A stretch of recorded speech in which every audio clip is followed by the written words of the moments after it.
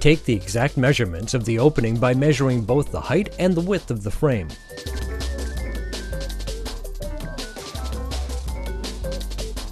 Compare the two diagonals to make sure the frame is straight.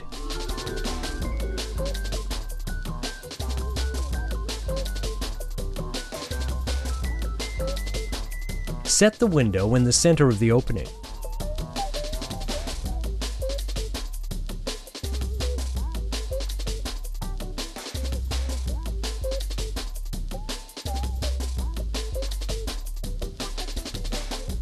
Drive the first screw in one of the upper corners.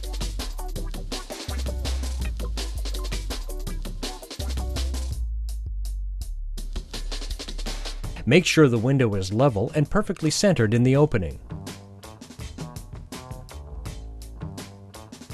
If need be, adjust the level of the window using cedar shims.